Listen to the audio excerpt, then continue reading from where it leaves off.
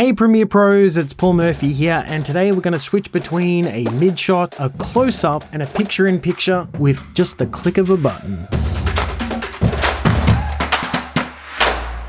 Okay, so these three shots are probably three of the most common shots that you will use in a lot of YouTube videos. And for that reason, we should come up with a quick and easy way to switch between them rather than having to build them out every single time. So to show you how to do this, first what I'm going to do is create our picture-in-picture. So a smaller version of a face that we can superimpose over the top of another image. And what I'm going to do is get my camera footage over here, and I'm going to drag it onto the new item button to create a sequence that is matching the same settings as my footage. But I need this to be much smaller than the original footage. So what I'm going to do is go over to my sequence menu to sequence settings, and I'm going to change the frame size to a square frame size that's much smaller. So I'm going to change this to 400 by 400, and then I'm going to click OK. And obviously the image is too big for the sequence at the moment, but before I do that, I just want to add a stroke to this box. So to do that, I'm going to make sure I have nothing selected in my timeline. I'm going to go over to my properties panel and choose create new graphic. I'm going to add a rectangle, and this rectangle will have the same dimensions as my sequence. So 400 by 400, and we're going to turn off the fill. We'll turn on the stroke, and we'll just turn the stroke up a bit as well. And then we want to center this in our frame. So I'm just going to click align center horizontally and vertically. Now I can't see my stroke anymore because my stroke is on the outside of that rectangle. I just need to click outer and change this to inner, and now I can see my stroke. And I'll go and extend this out to the length of the sequence. Now, of course, we still have this problem that the footage that we filmed in this sequence is not sitting in there quite right. There is a very quick way to change this, and that is to just go over to our effects. I'm going to grab the auto reframe effect and just drag this onto my footage. And this is going to dynamically move that footage to make sure that it's always within the center of this frame. It's probably a little bit smaller than I would like for a picture-in-picture. With a picture-in-picture, you want to be able to make out the face very well. So I'm actually going to select this clip, go over to my effect controls,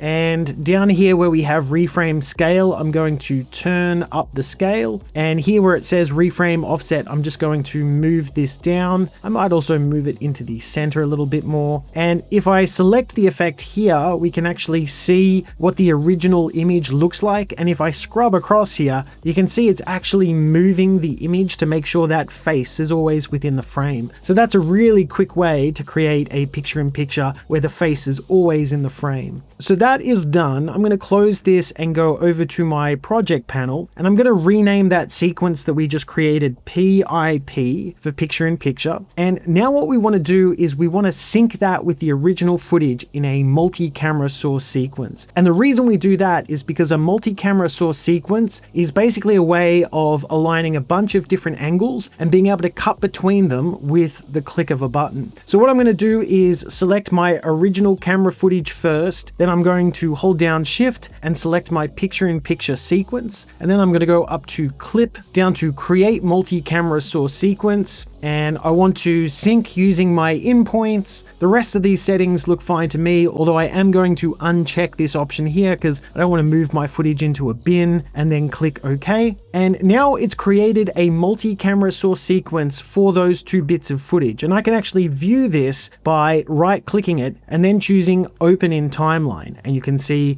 there is my original camera footage and there's my picture-in-picture. And what I'm going to do first is move my picture-in-picture to the lower left. You can move this wherever you want on screen, just maybe something like that. And I'm going to go down to my mid shot, and I'm going to rename this MS so that I remember that this is the mid shot. I'll also just change this so that it's fitting into the frame, and I can see that I actually need to move my picture-in-picture a bit further down. So I'm going to select that again and move that into the corner like that. So I've got my mid shot, I've got my picture-in-picture. Of course, I need to add a close-up as well. So to do that, I'm I'm going to right click track 1 and I'm going to say I want to add a track, and then I'm going to hold down the Alt or Option key and click and drag up from that mid shot clip to duplicate it. And I want to rename this close up or CU. So I'm going to right click, rename CU for close up. And I just want to scale this shot up. The best way to create a close up is to move the anchor point to the center of the eyes. So I'm just going to turn on toggle direct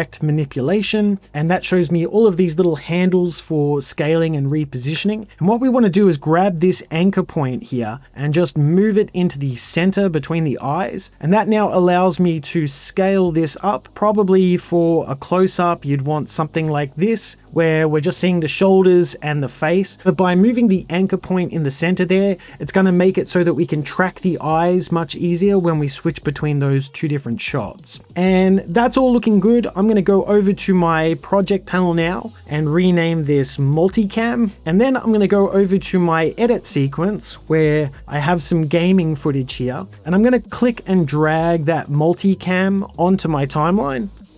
Now, to be able to edit this as multi-camera footage, it's a good idea to switch over to multi-camera mode. So over here in the program monitor, I'm going to go over to the settings wrench icon, and I want to turn on multi-camera. Now, if your screen looks like mine does at the moment, where it's just got the same image duplicated on both sides, that's because we actually need to change our targeting in the timeline. So I'm going to go over here and turn off the targeting for V1, and that's going to make sure that it's showing me the different angles for whatever is on V2. And now I can see there's my mid shot, there's my close up, and there's my picture in picture. And that means I can just switch between them by clicking over here in multi-camera view. And it's probably a bit easier to drag out this panel now so that I can see everything clearly. Over here on the left is where I'm choosing my multi-camera angle. And over here on the right is what my actual sequence edit looks like. So we can change angles by clicking them on the left, but we can also cut to a different angle by holding down the Command or Control key. When you do that and click a new angle, it will make a cut in your multi-camera in the timeline, and it will also switch between those angles. So now we can move to a different location and go to a close-up. Now we can move to another position and move to our picture in picture, and we can very easily switch between these things without having to build them every single time.